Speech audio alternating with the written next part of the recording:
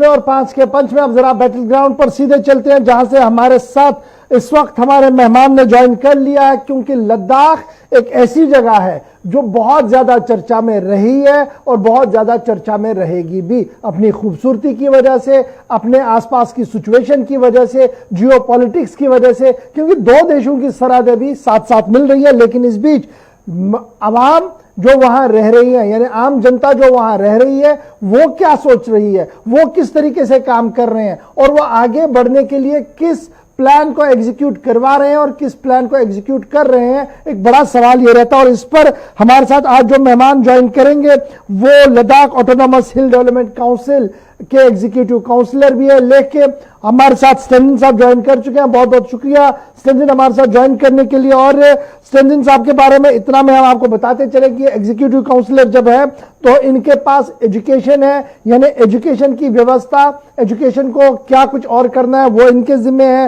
Rural development एक important और high profile department भी ये खुद देख रहे हैं, टेक्निकल एजुकेशन और हायर एजुकेशन। तो आप समझ सकते हैं कि आज की चर्चा जो है वो किन लाइंस पर चलेगी और क्यों आज हमने इन्हें दावत दी है प्रोग्राम में। स्टेंजिन बहुत बहुत शुक्रिया ज्वाइन करने के लिए।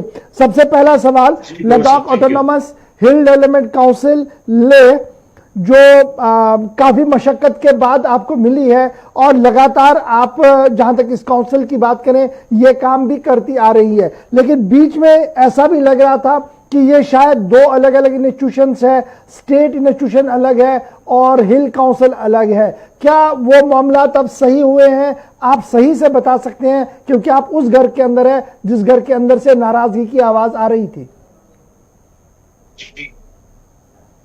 जी अभी लद्दाख ऑटोनॉमस हिल डेवलपमेंट काउंसिल जो है, जो बाइफिकेशन हुआ था उसमें पार्लियामेंट में भी हिल काउंसिल का जो ये पूरा इंटेक्ट रहा है, इंटेक्ट रखने के लिए हो रहा है। हिल काउंसिल पूरी तरीके से जो पहले चलते आ रहा है तो इसी तरह आज भी चलते आ रहा है। बाकी यूटी एडमिनिस्ट्रेशन जो है वो एज ए स्टेट जो पहले JNK के साथ होता था तो उसी तरह यूटी एडमिनिस्ट्रेशन चल रहा है। और LSDC की ओर से जो भी मैंडेट है, जो भी डिपार्टमेंट जो LSDC के अंदर रिव्यू में जो आता है वो सभी आज की डेट में जो पहले चलते आ रहा है उसी हिसाब से चलते जा रहा है। जी तो ये बताइएगा स्टेंजिन साहब की जो लोग अभी इस ट्रांसमिशन को देख रहे होंगे वो जरूर ये समझना चाहेंगे कि जो लद्दाख ऑटोनॉमस हिल डेवलपमेंट काउंसिल का कॉन्सेप्ट है और आप चीफ काउंसलर है, अभी एग्जीक्यूटिव काउंसलर है, तो क्या ये executive councillor equivalent to minister status है? क्या आप कोई डिसीजन खुद ले सकते हैं इन डिपार्टमेंट्स को लेकर, जिन डिपार्टमेंट्स को आप डायरेक्टली देख रहे हैं? हाँ जी बिल्कुल, क्योंकि पहले भी हमारे यहाँ पे PC 4 एग्जीक्यूटिव, टोटल 5 होता है, तो बाकी सभी काउंसिलर्स हैं। और CC का जो रैंक है, डेजिग्नेशन है, वो कैबिनेट स्टेटस है। और ये एग्जीक्यूटिव काउंसिलर्स का डिप्टी मिनिस्टर का स्टेटस है, वो आज भी फॉलो हो रहा है यहाँ पे। Right sir. तो अब जिन चीजों को आप देखते हैं, सबसे पहले जरा मैं एजुकेशन से बात करूं, क्योंकि एजुकेशन है तो सब कुछ है, एजुकेशन है तो तरक्की भी है। तो लद्दाख और स्पेशली लेह की जब मैं बात करूंगा जहां पर आप डायरेक्टली इन्वॉल्वमेंट है, इसको लेकर क्या कुछ प्लान आप एग्जीक्यूट करने जा रहे हैं और किस तरीके से आपके सामने नक्शा है कि ये चीजें हमारे पास नहीं है, ये चीजें होनी चाहिए, ये चीजें हैं, इन्हें और स्ट्रीमलाइन करने की जरूरत है, अगर मैं प्राइमरी एजुकेशन की पहले बात करूं? जी, लद्दाख का आपको मालूम है कि इसमें एजुकेशन हो चाहे बाकी सेक्टर में डेवलपमेंट जो हो बिल्कुल अलग है, क्योंकि यहाँ पे एरिया के हिसाब से डिफिकल्टीज कुछ अलग है। तो और अभी यूटी बनने के बाद एजुकेशन का जो बजट है, जो सीलिंग जो है डिस्ट्रिक्ट प्लान का, वो पिछले 3 करोड़ से अभी 15 करोड़ हो गया है। तो उसमें हम कोशिश कर रहे हैं कि यहाँ पे प्राइमरी लेवल पे अलग से फोकस देना, मिडिल स्कूल तक अलग फोकस देना, और हाई स्कूल और हायर सेकेंडरी स्कूल हमारा कुछ ऐसा एरिया है जहाँ पे नॉमिट ज्यादातर है, तो वहाँ पे एक सेंट्रलाइज किया हुआ है, वो ज्यादातर हाई स्कूल, मिडिल स्कूल और हायर सेकेंडरी लेवल पे ज्यादातर होता है। तो उस साइड में हमने रेजिडेंशियल किया हुआ है। अभी ये यूटी बनने के बाद उन सब को रेगुलराइज करने की जरूरत था, वो रेगुलराइज आज तक नहीं हो पाया। तो अभी समग्र के तहत हम इस सब को रेगुलराइज कर रहे हैं कि इसमें पोस्ट भी सैंक्शन होगा, जैसे कुक का है, आया का है, हेल्पर का है, उस सभी पहले बिल्कुल भी सैंक्शन नहीं था। हिल काउंसिल ने अलग से डिसीजन लेके जहां जहां जरूरत था उसी हिसाब से हमने रेजिडेंशियल खोला, तो उसी हिसाब से चल भी रहा है। लेकिन आप इसको सही तरीके से जो पोस्ट क्रिएट करना है वो सभी कर ही रहे, तो वो समग्र के थ्रू कर रहे हैं। और इस बजट में जो अभी इनहांस हुआ 3 करोड़ से 15 करोड़ में, इसका पूरा अलग प्लान हो रहा है। हाई स्कूल में अलग से फोकस दिया जा रहा है। मैं स्टर्लिंग साहब समझ सकता हूं कि किन मुश्किल परिस्थितियों में आप काम कर रहे हैं, लेकिन एक चीज जो लेख के मुतालिक काफी ज्यादा मैं देख रहा था आज जब यूनियन गवर्नमेंट के डॉक्यूमेंट्स को खंगाल रहा था, लेख के बारे में एजुकेशन पॉलिसी पर क्या कुछ वो लिख रहे हैं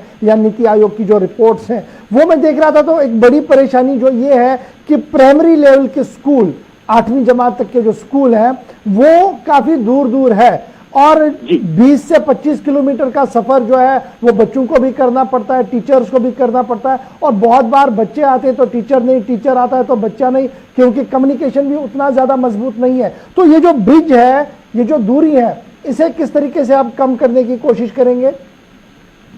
जी, अभी ले की अगर मैं बात करूं तो यहाँ पे कॉमन करिकुलम नहीं है, क्योंकि जितने भी प्राइवेट स्कूल है हमारा वो मैक्सिमम सीबीएसई के साथ एफिलेटेड है और गवर्नमेंट के जितने भी स्कूल है वो सारा ये जेके बोर्ड में एफिलेटेड है, तो इसीलिए कॉमन करिकुलम की वजह से अभी इशू आ रहा है।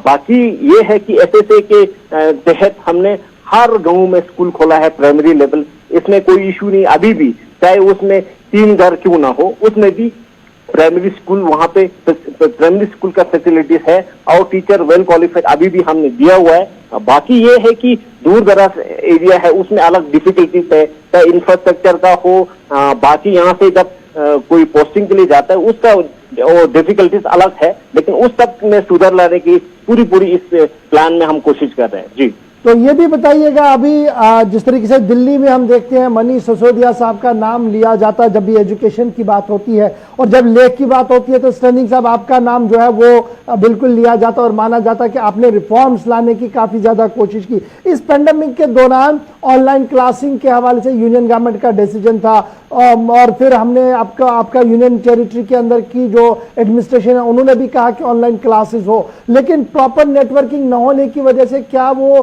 क्लासेस चल पा रही है? मॉनिटरिंग का सिस्टम क्या है? किस तरीके से वो बच्चे पढ़ पा रहे हैं? यहाँ पे लद्दाख ऑटोनोमस हिल डेवलपमेंट काउंसिल और यूटी गवर्नमेंट के कोलैबोरेशन में हमने ये कोशिश किया, क्योंकि ऑनलाइन तो बिल्कुल ही मुमकिन नहीं था, क्योंकि ले के इर्द गिर्द ही 4G की नेटवर्क अवेलेबल होता है, बाकी दूर दराज के एरिया में 2G की खाली 2G है, कुछ एरिया में 2G भी नहीं है। तो उसमें हमने ये कोशिश किया, वो पूरे अभी लद्दाख में ही इंट्रोड्यूस हो चुका है। रेडियो क्लासेस यहाँ पे चल रहा है, वो पहले यहाँ से शुरू हुआ था, जैसे 10 to 11 बजे तक हमने 3 क्लासेस जो बोर्ड एग्जाम फेस करने वाले स्टूडेंट है उनके लिए, स्पेशली 10th और 12th के लिए 3 क्लासेस जो है रेडियो क्लासेस हैं यहाँ पे अभी भी चल रहा है। और 11 to 12 दीदी का शिर के थ्रू हम ये वीडियो क्लासेस वगैरह यहाँ पे शुरू कर चुके हैं, वो अभी भी चल रहा है। वो हमने स्पेशली ये बोर्ड की जो स्टूडेंट बोर्ड फेस करने वाला है उन्हीं के लिए है। बाकी ऑफलाइन ये क्लासेस वगैरह शुरू हो रहा है। 17,000 फीस के साथ भी हम बैठ के पूरा इसको किस तरीके से हम टैबलेट में पूरा डाटा वगैरह डाल के वो बच्चों तक पहुंचाया जाए, उसमें हम अभी डिस्कशन हो रहा है, डिबेट हो रहा है। बाकी हमें लद्दाख में स्पेशली ले डिस्ट्रिक्ट में ऐसा एक भी स्टूडेंट नहीं है जो अभी इस कोविड के दौरान उनको होमवर्क मिला नहीं हो। हर जगह हमने लोकल टीचर्स एंगेज किया है, यहाँ से टीचर्स को स्पेशली डिपार्टमेंट की गाड़ी यहाँ से प्रोवाइड करके बच्चों तक हमने पहुंचाया। तो ये भी बताइएगा, अब जरा प्राइमरी एजुकेशन से ऊपर आएंगे, क्योंकि हायर एजुकेशन भी आपके पास है, तो हायर एजुकेशन के सिस्टम को और ज्यादा बेहतर किया जाए, स्ट्रेंथन किया जाए, उसमें क्या कुछ हम देख सकते हैं आने वाले 2-3 सालों के अंदर कि लद्दाख के अंदर ये चीजें हैं जिनकी फाउंडेशन पड़ेगी और आने वाले 2 सालों में ये कंप्लीट होकर हमारे सामने आएंगी? अभी प्राइमरी में भी वही है, कुछ बात जो है यहाँ पे भी रह गया है। यहाँ पे एक तो ट्रांसफर पॉलिसी है, उसमें भी अभी हम सारा ऑनलाइन करने की कोशिश कर रहे हैं। वो सभी जितने भी पॉइंट्स वगैरह है वो ये वेबसाइट में ऑनलाइन में हम ये इंक्लूड कर रहे हैं, तो ताकि उसमें ट्रांसपेरेंसी हो।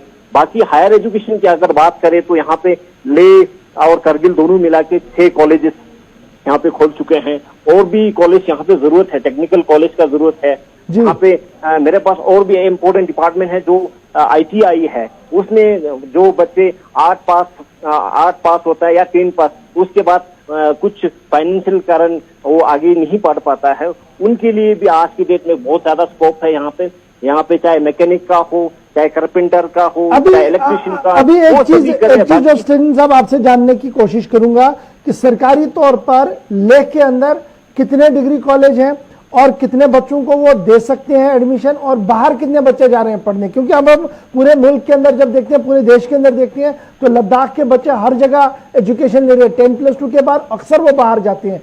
क्या एवेन्यूज या रिसोर्सेज वहां पर नहीं है, या बिल्कुल भी वो वहां रुकना नहीं चाहते हैं क्योंकि उतना ज्यादा एक्सपोजर नहीं है? यहाँ पे अभी हमारे पास 3 डिग्री कॉलेज है, जो फंक्शनल जो है 2 डिग्री कॉलेज है, ले का डिग्री कॉलेज और नुब्रा डिग्री कॉलेज, जिसमें स्टूडेंट 1500 के करीब अभी यहाँ पे स्टूडेंट इसमें इनरोल्ड है। और बाकी ये है कि पेरेंट्स का चॉइस होता है, अगर कोई उनको इंजीनियरिंग के लिए अगर भेजना है तो उसके लिए यहाँ पे फैसिलिटी है ही नहीं, तो इसीलिए लोग बाहर जाते हैं।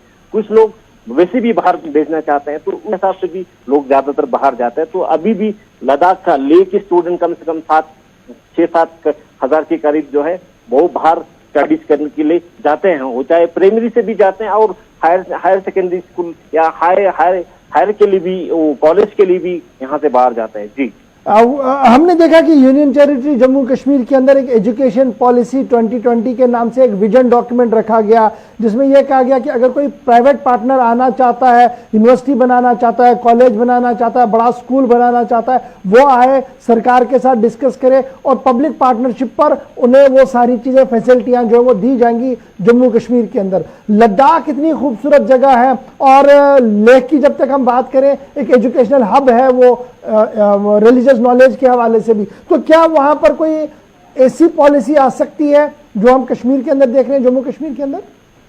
हाँ, बिल्कुल हो सकता है, क्योंकि अभी चल भी रहा है। ले डिस्ट्रिक्ट में एक एजुकेशन का अलग से एक पॉलिसी बनने जा रहा है। उस पे 2-3 दफा हमने यहाँ पे डिस्कशन किया, डिबेट किया, जो एक्सपर्ट है एजुकेशन में, तो उन सब से राय लेके तो आगे फ्यूचर में हम 10 साल में हम एजुकेशन किस तरह हमने जाना है, 20 साल के लिए हम कैसे जाना है, वो सब में है एक वो हम विजन तैयार कर रहे हैं। क्योंकि लद्दाख का ये एक तो ये है, बाकी जो मैंने पहले बताया, एक बोर्ड का भी इशू आ रहा है। तो जब ये बाइफर्केशन हुआ था, उसने एक वो भी किया, सजेस्ट भी किया है कि लद्दाख को सेपरेट बोर्ड का भी उन्होंने एक प्रोविजन रखा हुआ है। तो हम सेपरेट बोर्ड के लिए भी अभी सोच रहे हैं। बाकी एक बदबता विजन के हिसाब से हम डिस्कशन हो रहा है, वो बिल्कुल जरूरत भी है, क्योंकि बाहर का जो भी स्कीम्स वगैरह होता है, चाहे वो यहाँ पे उस हिसाब से ये नहीं हो पाता है। तो हम अपने हिसाब से ये पॉलिसी और ये चीज तैयार होना बहुत ही जरूरी था, इसीलिए ये काम अभी भी यहाँ पे हो रहा है। जी, अब टेक्निकल एजुकेशन की भी जरा बात कर लें, और उसके बाद थोड़ी सी पॉलिटिक्स भी आपके साथ बताएंगे आपकी क्या कुछ है। टेक्निकल एजुकेशन में भी अब जो अभी आपकी परेशानी वो होगी कि आप जम्मू कश्मीर वाले बोर्ड के साथ, टेक्निकल बोर्ड के साथ जुड़े होंगे, लेकिन अभी जो मैं देख रहा हूं हायर एजुकेशन के अंदर एक काफी ज्यादा पोटेंशियल है टेक्निकल एजुकेशन के अंदर, अगर वहां पर किया जाए तो क्या टेक्निकल एजुकेशन के अंदर कुछ नई चीजें इंक्लूड हो रही है, कुछ नए इदाराजात खुल रहे हैं, कुछ नए इंस्टीट्यूशन खुल रहे हैं क्या? हमने पहले भी जब हम JNK के साथ था, तब भी हमने डिमांड किया था यहाँ पे इंजीनियरिंग कॉलेज होना चाहिए और ये मेडिकल होना चाहिए। तो अभी मेडिकल तो यहाँ पे सैंक्शन हो गया है, तो और इंजीनियरिंग सेक्शन मैक्सिमम हम अब तो यही सोच रहे हैं कि टेक्निकल कॉलेज पे ज्यादातर फोकस करने की जरूरत है, ताकि न कि ये और डिग्री कॉलेज खोलने का, क्योंकि लद्दाख में ऐसा टेक्निकल कॉलेज यहाँ पे है भी नहीं है। तो यहाँ पे इंजीनियरिंग का हो, मेडिकल का हो, और भी टेक्निकल यहाँ पे खोलना बहुत ही आवश्यकता है, क्योंकि वो आज की डेट में हमारे यहाँ पे उस फैसिलिटीज ना होने के कारण बहुत सारे बच्चे जो है बाहर स्टडीज के लिए जाना पड़ता है। तो ये हमारा बहुत बड़ा वैसे भी डिमांड रहेगा। आप ये हम उम्मीद भी है कि ये सरकार जो है ये यहाँ पे टेक्निकल कॉलेज जरूर खोलेंगे। जी स्टैंजन, रूरल डेवलपमेंट पार्ट है, एक ऐसा पार्ट है जिसमें वाइब्रेंट इंडिया हमें दिखता है और दूर दराज इलाकों के अंदर यही वो डिपार्टमेंट है जो काम करता है।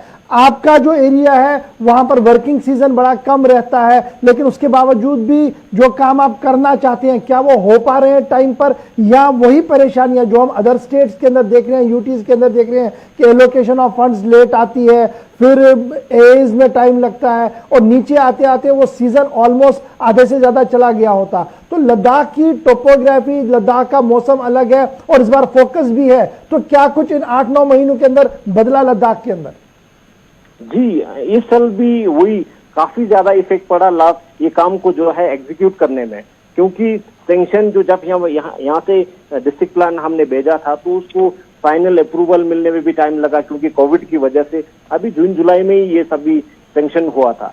तो अभी इसको एग्जीक्यूट करने में भी पहले ज्यादा प्रॉब्लम नहीं होता था, लेकिन अब ये है कि जीएफआर के तहत हर काम को टेंडर होना पड़ता है, तो उसमें डिले वैसे भी हो रहा है अभी, क्योंकि हमारा कुछ ऐसा एरिया है जहाँ पे वर्किंग सीजन जो है हार्डली 3 या 4 मंथ वहाँ पे है। तो वहाँ पे ये चीज टाइम पे एग्जीक्यूट करना अभी भी मुश्किल हो रहा है। अगर नेक्स्ट साल से तो ये टाइमली या मार्च अप्रैल में अगर ये फंडिंग वगैरह हो जाता है तो एग्जीक्यूट करने में बिल्कुल भी दिक्कत नहीं होगा। अभी एग्जीक्यूट करने में इसलिए दिक्कत हो रही है क्योंकि फंड ही डिले से वहाँ पे सैंक्शन हुआ था, और इसको फिर से ये यहाँ टेंडर में जाना, ये नया यहाँ पे सिस्टम यहाँ पे इंट्रोड्यूस हुआ, तो उससे दिक्कत जरूर हो रहा है। हम कोशिश कर रहे हैं कि रूरल डेवलपमेंट डिपार्टमेंट में C और D क्लास की कॉन्ट्रैक्टर्स को मैक्सिमम हमने इनको ये कार्ड लाइसेंस मीन्स डिस्ट्रीब्यूट करने की कोशिश कर रहे हैं, ताकि लोग जो है रूरल के काम करें, क्योंकि A क्लास और B क्लास के जो ठेकेदार होता है वो ज्यादातर PWD की ये काम ही वो लोग एग्जीक्यूट करते हैं, तो रूरल का रह ही जाता है। पहले जो है ये कम्युनिटी मेट एक अपॉइंट करके उससे हम ज्यादा रोड कनेक्टिविटी में रूरल डेवलपमेंट डिपार्टमेंट, मनरेगा, प्रधानमंत्री ग्रामीण योजना, ये सारी बड़ी इंपॉर्टेंट स्कीम्स है, लेकिन जब मैं रोड कनेक्टिविटी की ओर देखता हूं तो बहुत सारे इलाके आज भी जो नक्शे पर है विदाउट रोड कनेक्टिविटी है। क्या मैं ये मानूं कि मैन पावर वहां पर नहीं था, या विजन की कमी थी, या पॉलिटिकल इंटरफेरेंस इतना था कि इलाकों को रखा गया ऐसे ही? नहीं, कल तक तो फंड्स की कंसर्न की वजह से नहीं हो पा रहा था। आप फंड्स है, लेकिन ये अभी कोविड की वजह से एक तो लेबर का इशू आ रहा है, दूसरे ये टेंडर के इशू आ रहा है, और 2-3 इश्यूज है, उससे एग्जीक्यूट नहीं हो पा रहा है।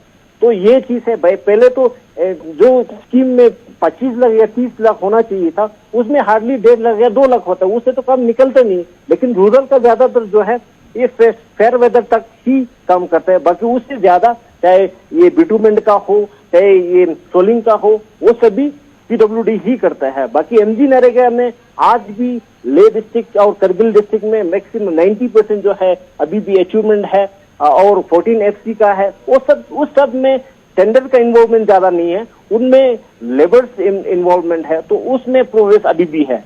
जी, बहुत बहुत शुक्रिया स्टैंजन हमारे साथ ज्वाइन करने के लिए। लेह से एग्जीक्यूटिव काउंसलर स्टैंजन बता रहे थे कि किस तरीके से एजुकेशन, किस तरीके से टेक्निकल एजुकेशन और किस तरीके से रूरल डेवलपमेंट के काम वहां पर किए जा रहे हैं जो सरहदी इलाके हैं, और फंड्स न टाइम पर आना, यानी फंड्स की दस्तयाबी जब टाइम पर नहीं होती है तो बड़ी परेशानी होती है काम को एग्जीक्यूट करने में। इस वक्त की सबसे बड़ी खबर आपको बताते चले जो हमें सरकारी सूत्रों से मिल रही है वो ये है कि अमरनाथ यात्रा होगी या नहीं होगी, इसको लेकर बहुत से सवाल हमारे सामने थे, और आज बैठक हुई है 3 बजे के आसपास, जिसमें अब यह फैसला लिया गया है। सूत्रों के हवाले से जो खबर आ रही है कि इस साल अमरनाथ यात्रा ऑफिशियली नहीं होगी, सिर्फ साधु जो ऑलरेडी श्रीनगर के अंदर मौजूद है, दीपेंद्र गिरी साहब, छड़ी पूजन के लिए जो है वो अप्रूवल हो गया है। दीपेंद्र गिरी साहब जो इस वक्त लगातार श्रीनगर के अंदर है और आज शारका देवी मंदिर के अंदर वो पूजा कर रहे थे, वो आखिरी दिन तक वहां पर रहेंगे और आखिरी पूजा में भी हिस्सा करेंगे। लेकिन फिलहाल खबर यह है कि श्री अमरनाथ श्राइन बोर्ड की तरफ से जो बड़ी खबर हम आपको बता रहे हैं कि फैसला लिया गया कि इस साल अमरनाथ यात्रा नहीं होगी। बड़ी खबर हम आपको बता रहे हैं कि श्री अमरनाथ यात्रा इस साल नहीं होगी। सरकारी सोर्सेज से हमारे पास ये खबर है, थोड़ी देर में इसकी तस्दीक भी हो जाएगी। कोशिश करेंगे कि आपको ये बताते चले, क्योंकि आपको याद होगा कोविड-19 जिस तरीके से पूरे जम्मू कश्मीर समेत मुल्क भर के अंदर चल रहा है, उससे बड़ी परेशानियां हैं और लोग किस तरीके से आएंगे, रजिस्ट्रेशन प्रोसेस मुकम्मल नहीं हुआ था। उस बीच अब यह खबर सामने आ रही है कि फिलहाल कोविड-19 को देखते हुए सरकार ने यात्रा इस साल रोकने का फैसला लिया है। थोड़ी देर में फाइनल डिसीजन जब आएगा तो आपको डिटेल्स के साथ बताएंगे कि क्या कुछ है और क्या कुछ उस ऑर्डर के अंदर लिखा गया होगा। लेकिन बड़ी खबर इस वक्त श्री अमरनाथ श्राइन बोर्ड की तरफ से जो सामने आ रही है वो ये है कि सालाना यात्रा, हर साल जो यात्रा अमरनाथ यात्रा होती थी वो फिलहाल सस्पेंड कर दी गई है। और सिचुएशन जो पेंडेमिक की हमारे सामने है, कोविड-19 की जिस तरीके की सिचुएशन बनी है, उसी को देखते हुए यह फैसला जो वो लिया गया कि कोरोना के पेश नजर अमरनाथ यात्रा को मुलतवी कर दिया गया है, यानी उसे कैंसिल कर दिया गया है। सिर्फ और सिर्फ जो खबर सामने आ रही है वो ये है कि जो महान दीपेंद्र गिरी है वो छड़ी जो पूजा है उसमें हिस्सा लेंगे और उन्हीं को जाने की इजाजत होगी।